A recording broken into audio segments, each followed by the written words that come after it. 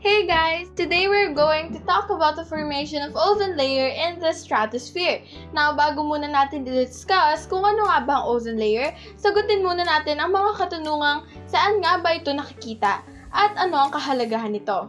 Ozone or O3 is a highly reactive gas composed of 3 oxygen atoms. It is both a natural and a man-made product that occurs in Earth's upper atmosphere and lower atmosphere. Depending on where it is in the atmosphere, ozone affects life on Earth in either good or bad ways. Ozone is mainly found in two regions of the Earth's atmosphere. Most ozone, about 90%, resides in a layer that begins between 6 and 10 miles above the Earth's surface and extends up to 30 miles. This region of the atmosphere is called the stratosphere.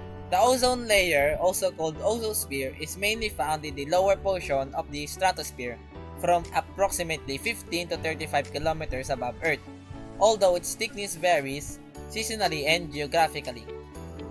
At ang ginagawa naman ng ozone layer ay inaabsorb niya ang portion of radiation from the sun, preventing it from reaching the planet's surface or yung crust. The ozone layer reduces the amount of harmful UV radiation reaching Earth's surface.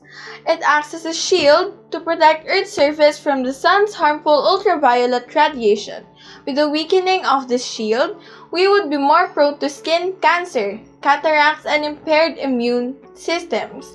And most importantly, it absorbs the portion of UV light called UVB. And UVB is a kind of ultraviolet light from the sun that has several harmful effects like sunburn, darkening, and thickening of the outer layer of the skin, and melanoma and other types of skin cancer. It may also cause problems with the eyes and the immune system. Now, how is the ozone layer formed? Ozone is a molecule made up of 3 oxygen atoms, often referred as O3. It is formed when the heat and sunlight cause chemical reactions between oxides of nitrogen or NOx and volatile organic compounds or VOC, which are also known as hydrocarbons. There are different types of ozone. Stratospheric ozone is good ozone. Ground level ozone or tropospheric ozone is bad ozone. Ozone harms human health and the environment when it forms close to the ground.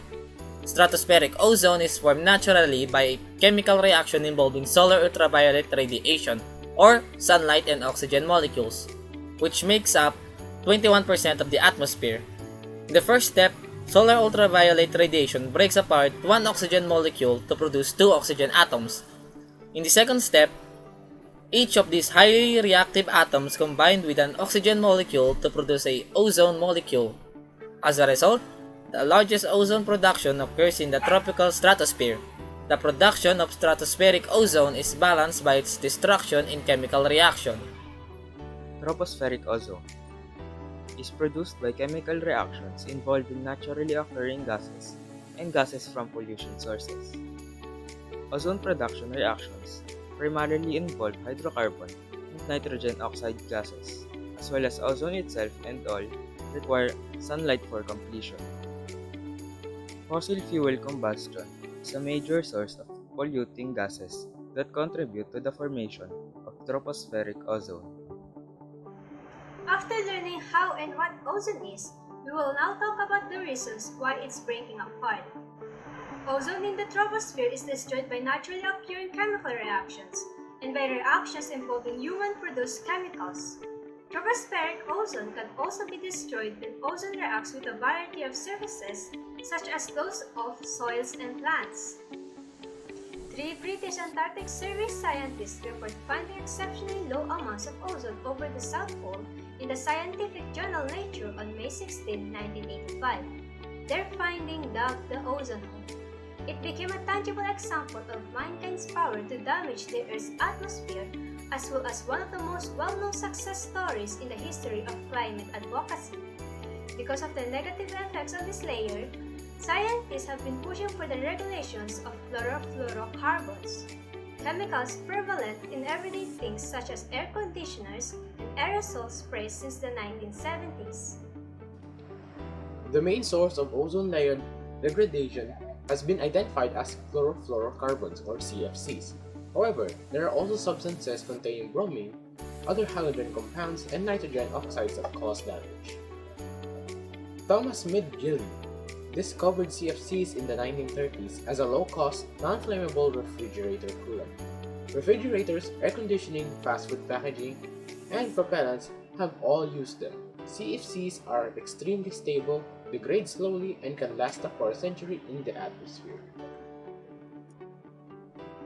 The increase in chlorine and bromine in the stratosphere has been particularly noticeable in polar regions in the 70s. Once released from the fluorocarbons or CFCs and other halocarbons that contain them, these chemicals deplete ozone layer by removing single oxygen atoms from ozone molecules. Ozone holes emerge over the poles when their respective spring season begin. The largest such hole, which has consistently stretched more than 8 million square miles over Antarctica since 1992, arises every year between September and November. CFCs rise into the stratosphere and are progressively broken down by UV light from the sun, releasing chlorine atoms. One chlorine atom can help to destroy 100,000 ozone molecules. Therefore, chlorine attacks it. As the amount of stratospheric ozone declines, more UV radiation reaches Earth's surfaces, and scientists worry that such increase could have significant effects on ecosystem and human health. Leading the industrial nations signed the Montreal Protocol prohibiting CFCs in 1987. But the ozone layer continued to erode for the next decade as countries worked to minimize their use. Other countries like China and North Korea have boosted their use of CFCs. China increased its emissions from 29,000 tons to 1986 to 51,000 tons to 1997. South Korea from 8,500 to 9,200 tons, and the Philippines from 1,900 to 2,700 tons, according to the Independent in 2000. CFCs are not only harmful to ozone, but they are also powerful greenhouse gas.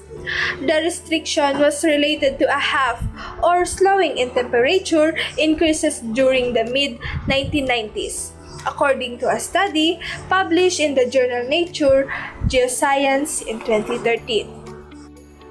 Ngayon, nalaman na natin kung ano nga ba ang ozone layer.